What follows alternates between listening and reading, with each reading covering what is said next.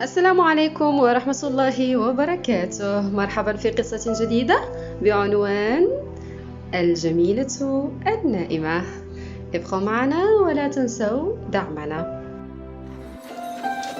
Il était une fois un heureux royaume où vivait un roi et une reine qui n'avaient qu'un seul désir pour parfaire leur bonheur, celui d'avoir un jour un enfant.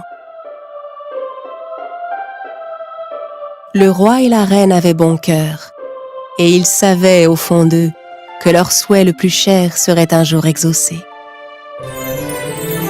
Or, ce jour finit par arriver, et ils eurent une petite fille.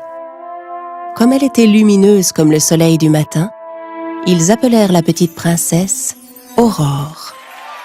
Le roi et la reine décidèrent d'organiser un grand bal pour fêter leur joie et la naissance d'Aurore. Tout le monde fut invité, même les fées qui vivaient dans la forêt mystérieuse. Mais le roi et la reine firent une terrible erreur. Ils oublièrent d'inviter une autre fée. Tous les habitants du royaume, tous les rois et les reines des royaumes voisins, vinrent offrir leurs présents et leurs meilleurs vœux à la petite Aurore. Puis ce fut au tour des 12 fées. Les fées firent de magnifiques présents à Aurore. Avec leurs baguettes magiques, elles offraient à l'enfant tout ce qu'on peut souhaiter dans le monde. À la fin, il ne restait plus que 3 fées qui venaient offrir leurs présents. Elles lui firent cadeau de dons merveilleux. Que toute la beauté du monde t'accompagne pour toujours, petite princesse. Jolie petite princesse, moi je t'offre la joie éternelle. Que jamais tu ne sois triste, mais que tu sois toujours la plus heureuse du monde.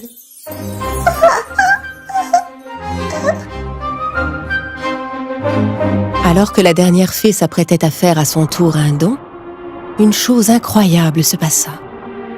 Toute la salle de bal fut soudain envahie d'une étrange fumée verte.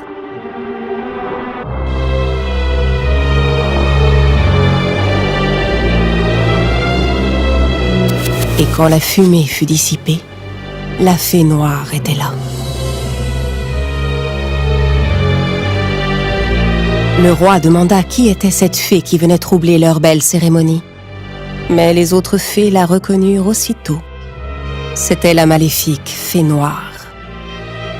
« Je vois que tout le monde a été invité. Tous les habitants du royaume, vos amis, les rois, les reines, et les fées.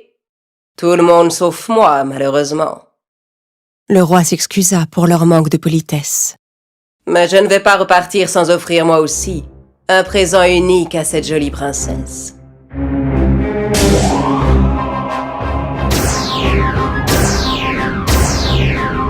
La plus belle des princesses grandira dans la joie, l'amour et l'admiration de tous ceux qui l'entoureront. Mais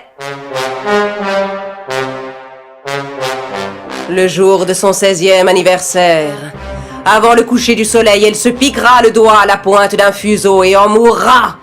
« Emparez-vous de ce monstre !» ordonna le roi. Mais la fée noire disparut dans un rire diabolique.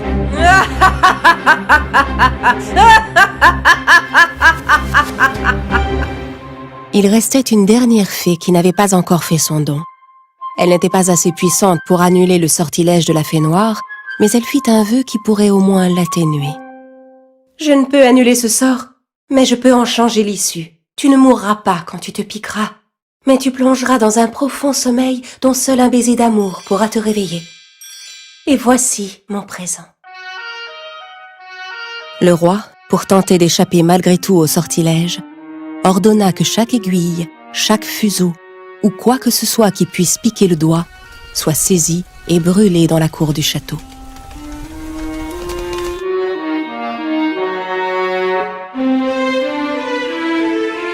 Grâce au don des fées, la princesse Aurore était une petite fille belle et charmante que tout le monde aimait. Un jour, le roi demanda aux 3 fées d'emmener sa fille et de prendre soin d'elle. C'était une lourde responsabilité, car personne au monde, en dehors des 3 fées, ne devait avoir de contact avec la princesse. Aurore grandit en compagnie des bonnes fées et devint une magnifique jeune fille. Et enfin, le jour arriva de son 16e anniversaire. Le jour commençait à baisser et le sortilège de la fée noire était sur le point de devoir s'accomplir. Le roi et la reine avaient tout fait pour l'éviter, mais ils étaient tout de même très inquiets. Ils enfermèrent la princesse dans une pièce pour la protéger du mauvais sort. Mais Aurore, ignorant ce qu'il se passait, ne comprenait pas pourquoi on voulait l'enfermer. Tout à coup, une porte apparut dans un mur. Aurore était fascinée par cette porte qu'elle n'avait jamais vue. De l'autre côté de la porte, elle entendit d'étranges bruits. Curieuse et sans avoir conscience du danger, elle franchit la porte.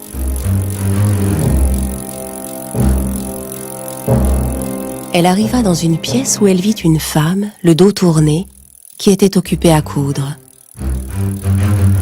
Aurore, comme hypnotisée, s'avança vers le rouet. Et alors que le soleil commençait à se coucher, la princesse toucha le fuseau et la malédiction de la fée noire s'accomplit. Ce qui devait arriver arriva. Aurore se piqua le doigt et s'écroula sur le sol, plongée dans un profond sommeil.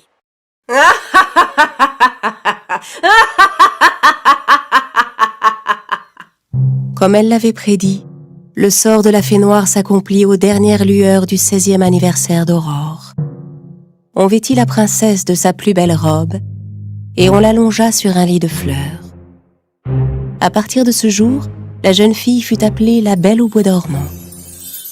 Le roi et la reine, pour atténuer leur chagrin, décidèrent de plonger le royaume entier dans un même sommeil, jusqu'au réveil de leur fille.